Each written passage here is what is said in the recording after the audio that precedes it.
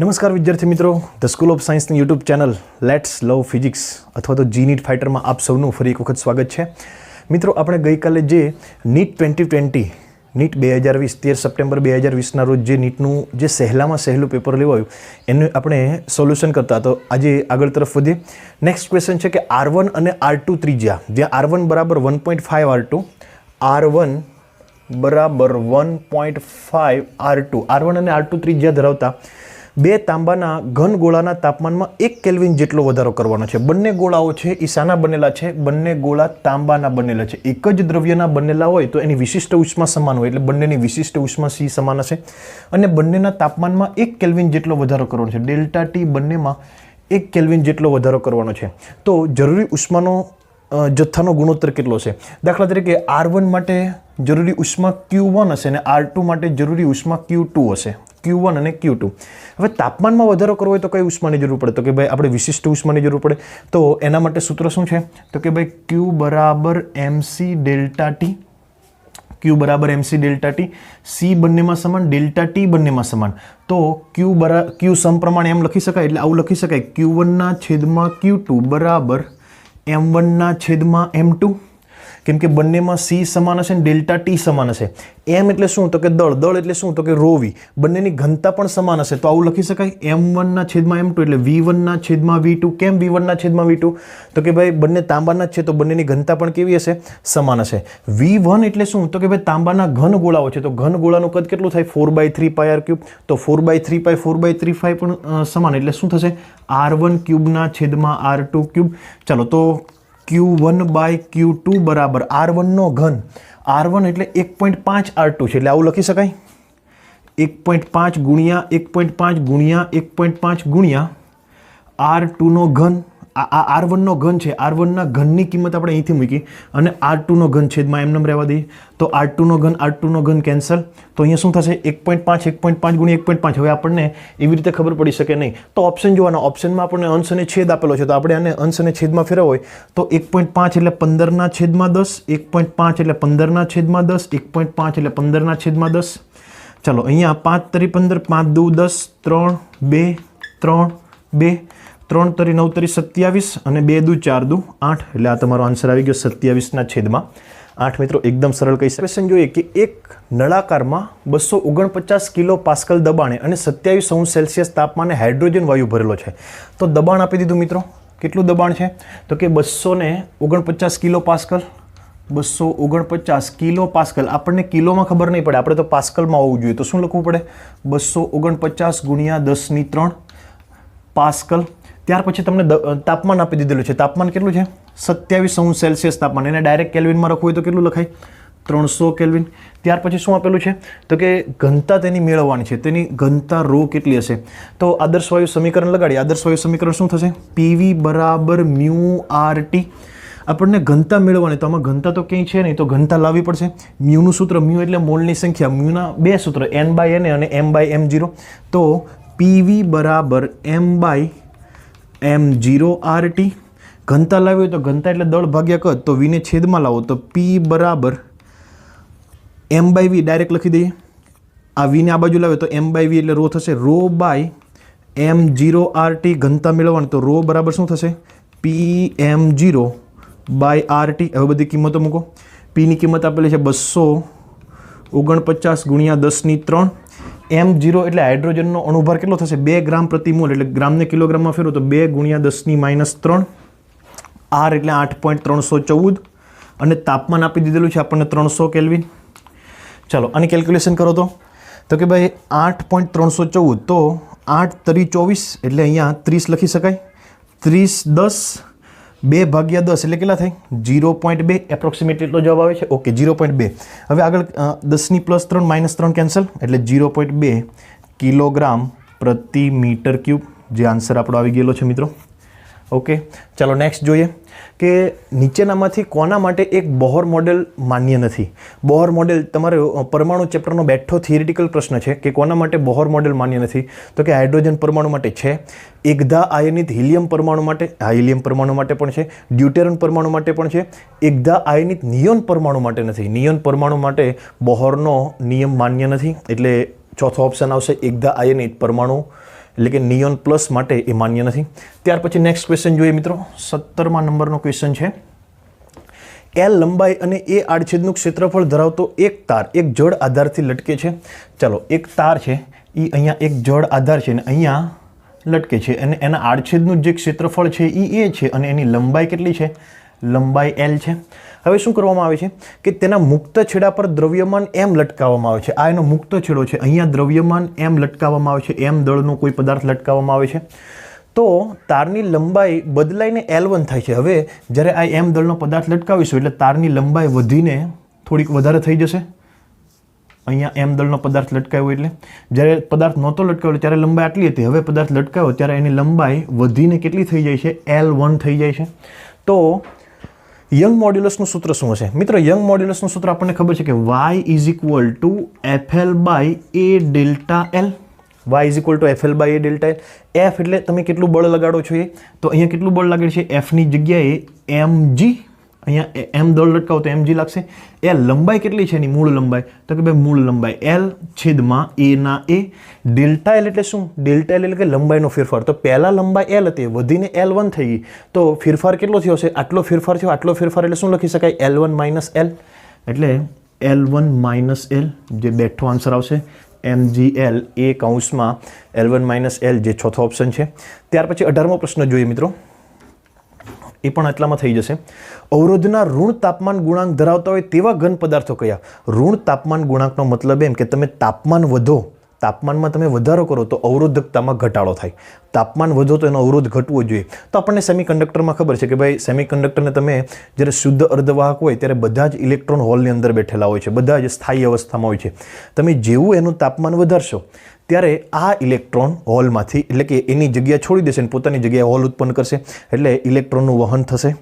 અથવા તો બેન્ડવાદને આધારે સમજો હોય તો કે તમે જ્યારે તાપમાન વધારશો ત્યારે ઇલેક્ટ્રોન વેલેન્સ બેન્ડમાંથી કન્ડક્શન બેન્ડમાં જશે અને કન્ડક્શન બેન્ડ આખી ખાલી હોય આથી સરળતાથી ઇલેક્ટ્રોનનું વહન થઈ શકે એટલે પ્રવાહમાં વધારો થાય. એટલે કે તાપમાન તમે વધારો, પ્રવાહમાં વધારો થાય તો અવરોધમાં ઘટાડો થાય એવું કહી શકાય. તો તાપમાન વધારશો તો અવરોધ ઘટશે. શેમાં? સેમિકન્ડક્ટર એક ફરજિયાત આવશે. સેમિકન્ડક્ટરમાં જે આપણે થિયરીમાં આવે છે. અવાહકમાં શું થશે તો કે ભાઈ અવાહકનું તમે તાપમાન વધારશો તો એમાં પણ જો તમે અવાહકમાં જે વેલેન્સ બેન્ડમાં જે ઇલેક્ટ્રોન છે એને એટલું બધું ઉર્જા આપો તાપમાન સ્વરૂપે કે જે વેલેન્સ બેન્ડમાંથી કન્ડક્શન બેન્ડમાં જતા રહે તો એ પણ ઉષ્માનું શું થઈ જશે? વાહક થઈ જશે. ઉષ્માનું પણ વાહક થાય ને વિદ્યુતનું પણ વાહક થાય. ઇલેક્ટ્રોન જે વેલેન્સ બેન્ડમાંથી કન્ડક્શન બેન્ડમાં જાય તો ઇલેક્ટ્રોનનું ત્યાં પણ વહન થશે. એટલે બંને આવશે, અવાહક અને અર્ધવાહક. અવાહક પણ આવી શકે. અવાહકને પણ તમે ખૂબ ઊંચે તાપમાન આપશો, ખૂબ ઊંચી ઉષ્મા આપશો તો એ સરળતાથી એમાં પણ વિદ્યુતનું વહન થઈ શકે. યાદ રાખજો, એમાં પણ વિદ્યુતનું વહન થઈ શકે. ક્યારે? તમે એનું તાપમાન વધારો તો. ત્યાર પછી નેક્સ્ટ જોઈએ કે સરળ આવર્ત ગતિ કરતાં એક કણના સ્થાનાંતર અને પ્રવેગ વચ્ચેનો કળા તફાવત કેટલો છે? સરળ આવર્ત ગતિ કરે ત્યારે મિત્રો થિયરિટિકલ પ્રશ્ન છે અને આનાથી પણ સમજી શકાય કે ભાઈ આ એક સાદું લોલક છે. આ સાદું લોલકનું અત્યારે મધ્યમાન સ્થિતિ સ્થાનાંતર 0 છે. જ્યારે એ આ બાજુ સ્થાનાંતર કરશે ત્યારે એનો પ્રવેગ આ બાજુ લાગશે, કેન્દ્રગામી તરફ લાગશે. તો આપણને ખબર છે કે ભાઈ સ્થાનાંતર અને વેગ વચ્ચે કેટલો કળા તફાવત? તો કે π/2. સ્થાનાંતર અને વેગ વચ્ચે π/2. જ્યારે 0 સ્થાનાંતર હોય ત્યારે વેગ મહત્તમ હોય એ આપણને ખબર છે. અને વેગ અને પ્રવેગ વચ્ચે કેટલો કળા તફાવત? તો કે એમાં પણ π/2. વેગ અને પ્રવેગ વચ્ચે પણ π/2. તો ઇનડાયરેક્ટલી સ્થાનાંતર અને પ્રવેગ વચ્ચે કેટલો થશે? π. સ્થાનાંતર અને પ્રવેગ વચ્ચે કેટલો કળા તફાવત થશે? સ્થાનાંતર અને પ્રવેગ વચ્ચે પાય જેટલો કળા તફાવત હોય. એક આકૃતિ આવતી છે 3 આવી રીતની કે જો તમારે સ્થાનાંતર, વેગ અને પ્રવેગની આકૃતિ દોરવી હોય તો સ્થાનાંતર તમે જો આ રીતે દર્શાવો તો વેગને તમારે આ રીતે દર્શાવવું પડે અને પ્રવેગને તમારે આ રીતે દર્શાવવું પડે. એટલે કે સ્થાનાંતર અને પ્રવેગ એકબીજાની તદ્દન વિરુદ્ધ. એટલે બંને વચ્ચે કળા તફાવત કેટલો થશે? પાય થશે. ચાલો ત્યાર પછી નેક્સ્ટ જોઈએ 20મો પ્રશ્ન કે 20 સેન્ટીમીટર સ્ક્વેર ક્ષેત્રફળ ધરાવતી તમને ક્ષેત્રફળ આપી દીધું. એ બરાબર કેટલામો પ્રશ્ન છે? 20મો પ્રશ્ન. 20 સેન્ટીમીટર સ્ક્વેર ક્ષેત્રફળ એક અપરાવર્તિત સપાટી પર, પરાવર્તન નથી થતું તો 20 વોટ પર સેન્ટીમીટર સ્ક્વેરના સરેરાશ ફ્લક્સ ધરાવતો વોટ પર સેન્ટીમીટર સ્ક્વેર. મિત્રો આના એકમ પરથી તમને ખબર પડી જોઈએ કે આ કઈ રાશિ છે. ચાલો આગળ જોઈએ. સરેરાશ ફ્લક્સ ધરાવતો પ્રકાશ લંબ રૂપે આપાત થાય છે તો t = 1 મિનિટ સમય. ટી બરાબર 1 મિનિટ. આપણને મિનિટ કંઈ કામમાં ન લાગે, આપણને તો સેકન્ડ જોઈએ, એટલે 60 સેકન્ડની વાત કરવાની છે આપણે અહીંયા. પ્રાપ્ત થતી ઉર્જા ગણવાની છે, ઉર્જાની ગણતરી કરવાની છે મિત્રો. ચલો, આ વોટ પર સેન્ટીમીટર સ્ક્વેર એટલે શું? તો કે ભાઈ બધાને ખબર છે તીવ્રતા આઈ. ચાલો તો આપણે અહીંયા સૂત્ર લાવીએ, ઈ મેળવવાનું છે. આઈ બરાબર શું થાય? તો કે તીવ્રતા એટલે પાવરના છેદમાં ક્ષેત્રફળ, પાવરના છેદમાં ક્ષેત્રફળ. પાવર એટલે શું? તો કે ઉર્જાના છેદમાં સમય. પાવર એટલે ઉર્જાના છેદમાં સમય એટલે ઈ બાય ટી. તો આપણે ઉર્જા મેળવવાની કીધી તો શું થશે? આઈ ઇન્ટુ ટી ઇન્ટુ એ. ચલો, આઈ આપી દીધેલું છે 20, તીવ્રતા વોટ પર સેન્ટીમીટરમાં વોટ પર સેન્ટીમીટર સ્ક્વેરમાં છે. ટી આપી દીધું કેટલું છે? 60. એ આપી દીધું કેટલું છે? 20. મિત્રો અહીંયા આપણે સેન્ટીમીટરને મીટરમાં નથી ફેરવવાના, તો કે વોટ પર સેન્ટીમીટર સ્ક્વેર ને સેન્ટીમીટર સ્ક્વેર બંને જગ્યાએ ઉડી જશે, એટલે ફેરવવાની જરૂર નથી. ચલો તો કેલ્ક્યુલેશન કરો તો કેટલા થાય? 6 દુ 12 દુ 24, 24 ગુણ્યા 10⁻³ ઈ એટલે શું થશે? જૂલ.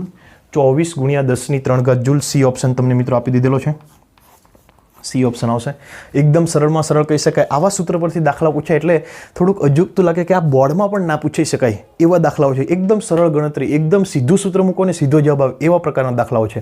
તો ત્યાર પછી જોઈએ નેક્સ્ટ મિત્રો કે વિદ્યુત ચુંબકીય તરંગની તીવ્રતામાં વિદ્યુત ક્ષેત્ર અને ચુંબકીય ક્ષેત્રના યોગદાનનો ગુણોત્તર. મિત્રો તીવ્રતામાં તમને વાત કરી છે, મોટાભાગના વિદ્યાર્થીઓ આમાં ભૂલ કરીને આવ્યા છે.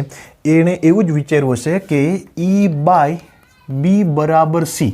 હવે તમને વિદ્યુત ક્ષેત્ર કીધું તો વિદ્યુત ક્ષેત્ર એટલે BC ના છેદમાં B બરાબર C/1 અથવા તો E બાય બી બરાબર ડાયરેક્ટ C/1. પણ પરંતુ આ મિત્રો તમારું ખોટું પડશે, કેમ કે તમને તીવ્રતામાં આપણને ખબર છે કે ભાઈ એની ઉર્જા ઘનતા 1/2ε0E² અને B²/2μ0 એ બંને મહત્તમ હોય ત્યારે બંને સમાન હોય. જ્યારે વિદ્યુત સ્વરૂપે હોય ત્યારે 1/2ε0E² ને જ્યારે ચુંબકીય સ્વરૂપે હોય તો B²/2μ0 અને આ બંનેના મૂલ્યો હંમેશા સમાન હોય છે. એટલે આમાં આન્સર આ ખોટો ગણાશે. કેટલો આવશે? 1/1 આન્સર આવે મિત્રો. મોટાભાગના આ બાળકો પહેલી નજરે ખોટો ગણીને આવ્યા છે. ચલો ત્યાર પછી 22મો પ્રશ્ન જોઈએ કે યંગના ડબલ સ્લિટના પ્રયોગમાં જો સુસંબંધ ઉદ્ગમો વચ્ચેનું અંતર અડધું કરવામાં આવે. સુસંબંધ ઉદ્ગમ વચ્ચેનું અંતર કેટલું કરવામાં આવે? અડધું. એટલે બે સુસંબંધ ઉદ્ગમ હોય એ બે વચ્ચેના અંતરને ડી કહેવામાં આવે. તો ડી ડેશ બરાબર પ્રારંભિક ડી હોય તો એના કરતાં અડધું કરવામાં આવે. અને અડધું કરવામાં, અને પડદાનું સુસંબંધ ઉદ્ગમથી અંતર બમણું કરવામાં આવે. એટલે પડદાથી ઉદ્ગમનું અંતર ડી અને એ ડી ડેશ કેટલું કરવાનું? બમણું કરવામાં આવે. તો શું મેળવવાનું છે? તો સલાકાની પહોળાઈ. હવે આપણને સલાકાની પહોળાઈનું સૂત્ર ખબર છે કે x = λd by small D. આ આપણી મૂળ છે. તો x ડેશ કેટલી થશે? હવે સલાકાની પહોળાઈ કેટલી થશે? આ જ્યારે આપણે બદલા પહેલાંની છે, હવે સલાકાની પહોળાઈ કેટલી થશે? તો કે ભાઈ લેમડાનું લેમડા લેવા દો. ડીની જગ્યાએ શું લખવાનું છે? 2d. અને ડી સ્મોલ ડીની જગ્યાએ શું લખવાનું છે? d/2. આ 2 પર જાય એટલે 2 × 2 = 4 lambda d by small d. એટલે x ડેશ બરાબર શું થશે? 4 lambda d by small d એટલે x. એટલે પહેલાં કરતાં કેટલી ગણી થઈ જશે? 4 ગણી થઈ જશે. કયો ઓપ્શન આવશે મિત્રો? ત્રીજો ઓપ્શન આવશે આમાં. ચલો ત્યાર પછી નેક્સ્ટ જોઈએ કે એક સ્થિર ઇલેક્ટ્રોનને V વોલ્ટના વીજ સ્થિતિમાનથી તફાવતથી પ્રવેગિત કરવામાં આવે છે. જો આ ઇલેક્ટ્રોનની દી બ્રોગલી તરંગ લંબાઈ આપી દીધી તમને. ધ બ્રોગલી તરંગ લંબાઈ કેટલામો પ્રશ્ન છે? 23મો પ્રશ્ન છે. દી બ્રોગલી તરંગ લંબાઈ તમને લેમડા આપી દીધી. કેટલી? 1.22 × 10⁻². 1.22 × 10⁻². નેનોમીટર છે. નેનોમીટર છે. તો વિદ્યુત સ્થિતિમાનનો તફાવત કેટલો છે? વિદ્યુત સ્થિતિમાનનો તફાવત V તમને મેળવવાનું કીધું. મિત્રો ડી બ્રોગલી તરંગ લંબાઈનું સૂત્ર તમને આવડતું હોય તો તમે સરળતાથી કરી શકો કે લેમડા = h/√2mev. Lambda = h/√2mev. હવે આનું મૂલ્ય તમને યાદ રખાવેલું છે કે h અને √2me હોય. h ની કિંમત 6.625 × 10⁻34, 2 ની 2, m ની 9.1 × 10⁻31, e ની 1.6 × 10⁻90. તો આની તમે કિંમત મૂકો તો આ લેમડાનું સૂત્ર આવું પણ બની શકે. લેમડા = 1.22 નેનોમીટર છેદમાં √v. ટૂંકમાં આટલાની કિંમત આ તમને યાદ રખાવેલું છે એટલા માટે અહીંયા ડાયરેક્ટ લેમડા આપી દીધું છે. તો આ બાજુ લેમડાની કિંમત મૂકશું તો કેટલા થાય? 1 પોઈન્ટ ઉપર લખીએ અહીંયા. કેટલા થશે? લેમડાની કિંમત 1.22 × 10⁻². 1.22 × 10⁻². અને સામેની બાજુ 1.22 નેનોમીટર. 1.22 નેનોમીટર. મિત્રો આ અહીંયા પણ નેનોમીટર આપેલું છે. અહીંયા પણ નેનોમીટર. 10⁻² પણ શું છે? નેનોમીટર છેદમાં √v. चलो नेनोमीटर नेनोमीटर उड़ी गया 1.22 उड़ी गया तो शू वध्युं 10⁻2 बराबर 1/√v बंने बाजू वर्क करो तो 10 केटली थशे बंने बाजू वर्क करो तो 10⁻4 आ बाजू 1/v v ने ऊपर लाओ तो शू थशे 1/10⁻4 10⁻4 ऊपर जाए तो 10⁻4 ऊपर जाए तो 10 ની કેટલી આવશે 4 ઘાત આવશે v છે એ વોલ્ટ એકમમાં છે एकदम सरल कही शकाय परंतु आ तमने याद होवुं जोईए जो याद न होय तो पण कंई वांधो नथी तो पण तमने बधा जवाब 10 में ज आपेला छे एटले टूंकमां आनी किंमत तमने एप्रोक्सिमेटली खबर पड़ी जवी जोईए एप्रोक्सिमेटली किंमत तमने 1.22 एवो ख्याल आवी जाए तो डायरेक्ट तमे घात परथी गणतरी करी शको। तो नेक्स्ट क्वेश्चन जोईए मित्रों। नेक्स्ट 24मा प्रश्ननी वात करीए कि नीचेनामांथी कयो आलेख तांबा माटे अवरोधकता विरुद्ध तापमाननो संबंध देखाडे। मित्रों तांबू जे छे तांबानी वात करीए तांबू ए धातु है तांबू ए शू है धातु धातु माटे आलेख हमेशा तापमान और अवरोधकता एकबीजा साथे चरघातांकीय आधार राखे छे। केवो आधार राखे चरघातांकीय तो एनो आलेख केवो मळशे तो कि आपने खबर है कि चरघातांकीय आलेख जो रेडियोएक्टिविटी में आवे एना जेवो ज पहला शुरुआत में धीमे धीमे वधे पछी झड़पथी वधारो थाय एटले आ आलेख आवशे। आ बे वच्चेनो संबंध शुं छे तापमान अहींया रो अने अहींया तापमान रो और तापमान वच्चेनुं संबंधनुं सूत्र पण तमने आवडतुं होवुं जोईए। कयुं सूत्र छे तो कि rho is equal to rho 0 1 plus alpha delta T परंतु एनी कई जरूर नहीं। आ पाठ्यपुस्तकनी अंदर चेप्टर नंबर 3 विद्युत प्रवाह में बैठे बैठू आनो आ ज आलेख एमां आपेलो छे अने ए ज तमने पूछेलो छे। त्यार पछी नेक्स्ट क्वेश्चन जोईए मित्रों 25मा नंबरनो कि एक परमाणुीय वायुनी सरेराश उष्मा ऊर्जा खाली जग्या छे। एक परमाणुीय कयो वायु कीधो मित्रों केटलामां 25मो प्रश्न छे। ओके एक परमाणुीय के तमने एक परमाणुीय होय तो एना माटे मुक्तताना अंशो केटला होय तो के 3 अने ई शाना होय रेखीय ना होय रेखीय ऊर्जा साथे रेखीय गति साथे संकळायेला होय। एक परमाणुीय होय तो 3 अने आपणी पासे सूत्र शुं छे तो के भाई ऊर्जानुं सूत्र छे कि F/2 म्यू RT अने पेलुं तमने केबीटी स्वरूपनुं लाववानुं छे तो शुं आवशे तो कि F/2 म्यू एटले N/Na मोलनी संख्या इंटू RT R/Na एटले केबी एटले F/2 N केबीटी આપણે બધા અણુની નથી મેળવવાની આપણે સરેરાશ મેળવવાની કીધી સરેરાશ એટલે n બરાબર આપણે 1 આવશે તો F/2 કેબીટી F કેટલા લેવાના તો કે ભાઈ એક પરમાણુય છે તો F બરાબર કેટલા આવશે 3 એટલે કેટલો જવાબ આવશે 3/2 કેબીટી એકદમ સરળમાં સરળ કહી શકાય એવો પ્રશ્ન છે મિત્રો। ચલો નેક્સ્ટ જોઈએ 26મો પ્રશ્ન આ બાજુ કે 100 આટા ધરાવતા 50 સેન્ટીમીટર લંબાઈનો આટાની સંખ્યા તમને 100 આપી દીધી n બરાબર 100 આટા लंबाई आपी दीधी 50 सेंटीमीटर एने मीटर में फेरवो तो 0.5 मीटर अथवा तो 5/10 मीटर सोलेनोइड में 2.5 एम्पियर विद्युत प्रवाह वहन थाय छे। प्रवाह आई आपी दीधो आई बराबर 2.5 एम्पियर। तो सोलेनोइड केंद्र में चुंबकीय क्षेत्र केटलो छे केंद्र में चुंबकीय क्षेत्रनुं सूत्र मित्रों तमने आवडतुं होवुं जोईए। केंद्रनी अंदर चुंबकीय क्षेत्रनुं सूत्र शुं थशे तो कि B = μ0 ni n એટલે એકમ લંબાઈ દીઠ આટાની સંખ્યા એટલે કેટલું થાય μ0 n/li।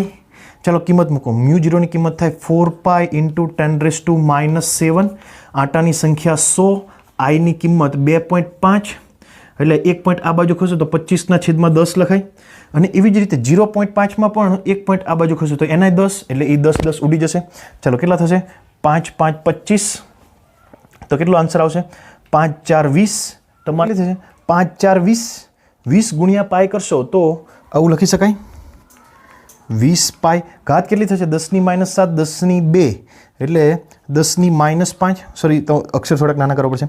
ચલો 2 ગુણ્યા પાઈ એટલે 6.28 પાઈની કિંમત જતી રહી અહીંયા 1 એટલે 10⁻1 ઘાત 10⁻1 - 5 એટલે 10⁻4 કયો એકમ આવશે ટેસ્લા એટલે આ તમારો આન્સર આવે 6.28 × 10⁻4 ઘાત ટેસ્લા। તો નેક્સ્ટ પ્રશ્ન જોઈએ મિત્રો હવે